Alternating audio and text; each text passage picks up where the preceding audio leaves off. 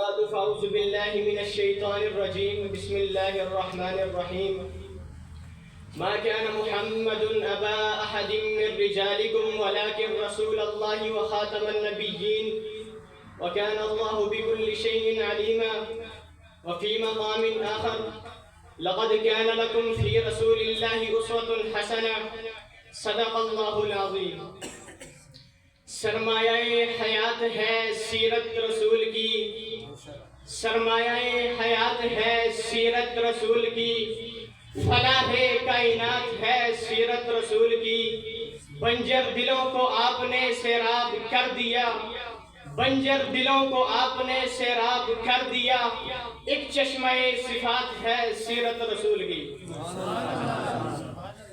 آج میں آپ کے سامنے جس موضوع پر لب کشائی کرنے کا موقع حاصل ہوا اس کا عنوان سیرت النبی صلی اللہ علیہ وسلم ہے. سامعین کرام، یہ تو وہ موضوع ہے کہ جس کے بیان کے لیے ساری دنیا کے درختوں کو قلم بنا دیا جائے، سمندروں کے پانی کو روشنائی بنا دیا جائے اور زمین سے لے کر آسمان تک کے خلا کو اوراق بنا دیا جائے، تو یہ تو گمان کیا جا سکتا ہے کہ قلم ٹوٹ جائیں گے، سمندروں کا پانی خشک ہو جائے گا اور زمین سے لے کر آسمان تک کا خلا پر ہو جائے گا. مگر میرے حضور صلی اللہ علیہ وسلم کی سیرت پاک مکمل نہ ہو پائے گی. زندگیاں بیت گئیں اور قلم ٹوٹ گئے، زندگیاں بیت گئیں اور قلم ٹوٹ گئے، تیرے اوصاف کا ایک باب بھی مکمل نہ ہوا.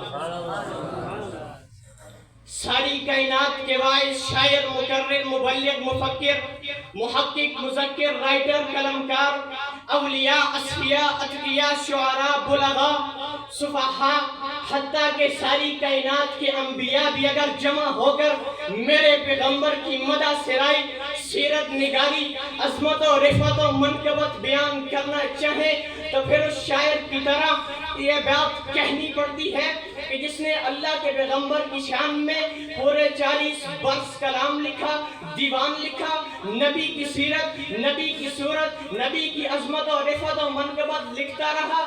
جب اس نے لکھنا شروع کیا تو عمر 30 برس لکھنے کا اختتام ہوا تو عمر 70 برس کو جا پہنچی.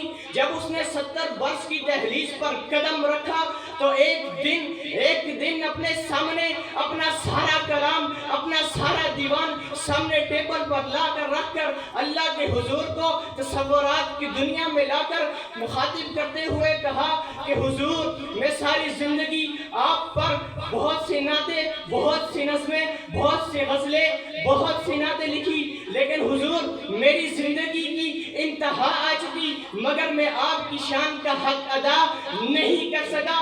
اور آخر میں اعتراف شکست کرتے ہوئے اپنی زندگی کا آخری شعر کہنا چاہتا ہوں کہ حضور، تھکی ہے فکر رسا، مدح باقی ہے، قلم ہے آب لبا، مدح باقی ہے، وقت تمام ہوئے، مدح باقی ہے، تمام عمر لکھا، مدح باقی.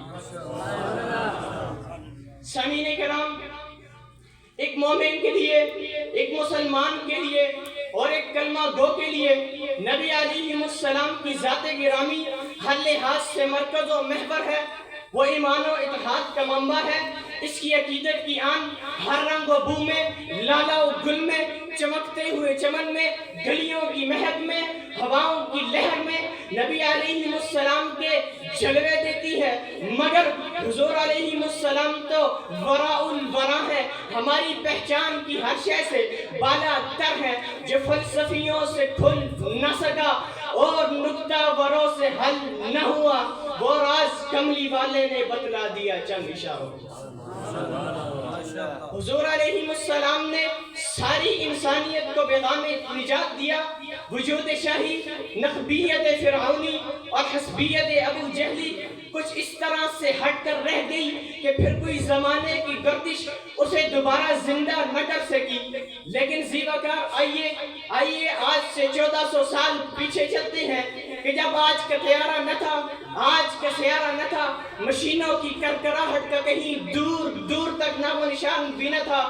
اس وقت عبداللہ کا در یتیم، آمینہ کا لخت جگر، مکہ کا عظم، آغوش حلیمہ کی زینت کہ جس کے گھر میں چولہا نہیں جلتا تھا، پیٹ پر پتھر بنتا تھا، لیکن اسی نے اپنے نالین مقدس سے عرش کو سرفراز فرمایا. نفرت کی اڑانیں ماند پڑ گئی، جبریل کی پرواز تھم گئی، لیکن اسے تو عرش بھی قابل احترام سمجھا. حضور آئے تو سر آفرینش پا گئی دنیا، اندھیروں سے نکل کر روشنی میں آ گئی دنیا. بجھے ذہنوں کا زنگ اترا، ستے چہروں پہ نور آیا. حضور آئے تو انسانوں کو جینے کا شعور آیا. سامعین کرام، اللہ رب العزت نے میرے اور آپ کے محبوب کا نام اپنے کلام پاک میں 1 یا 100 آیتوں میں نہیں بلکہ 1400 آیتوں میں نازل فرمایا. یہ ساری آیات میرے نبی کے اخلاق و عادات کے بارے میں بتاتی ہیں. تم قرآن سے نبی کے اخلاق و عادات کے بارے میں پوچھتے جاؤ، یہ قرآن تمہیں نبی کے اخلاق و عادات کے بارے میں بتلاتا جائے گا. میرے قرآن سے پوچھا، اے قرآن تو یہ تو بتا میرے نبی کے اخلاق کیسے تھے؟ تو قرآن نے فرمایا وَإِنَّكَ لَعَلَىٰ خُلُقٍ عَظِيمٍ. میں نے قرآن سے پوچھا، اے قرآن تو میرا نبی کے ہاتھ مبارک کیسے تھے؟ تو قرآن نے فرمایا وَمَا رَمَيْتَ إِذْ رَمَيْتَ وَلَٰكِنَّ اللَّهَ رَمَىٰ. میں نے قرآن سے پوچھا، اے قرآن میرے نبی کی زلفیں کیسی تھی؟ تو قرآن نے فرمایا وَاللَّيْلِ إِذَا سَجَىٰ. میں نے قرآن سے پوچھا، اے قرآن تو یہ تو بتا میرے نبی کا چہرہ مبارک کیسا تھا؟ تو قرآن نے فرمایا وَالضُّحَىٰ. صدر زیوگار جس کی سیرت کی شان میں قرآن یعنی کلام اللہ گواہی دیتا ہے، اس کی سیرت کی شان مجھ جیسا ادنا کہاں بیان کر سکتا ہے. فقط اتنا ہی کہوں گا کہ نبی علیہ السلام کی ذات گرامی ہمارے لیے مکمل طور پر ضابطۂ حیات ہے. سلام آمنہ کے لال محبوب سبحانی، سلام فخر موجودات فخر نوع انسانی. سلام اس پر کہ جس نے بادشاہی میں فقیری کی، سلام اس پر کہ جس نے بے کسوں کی دستگیری کی. وما علینا الا البلاغ.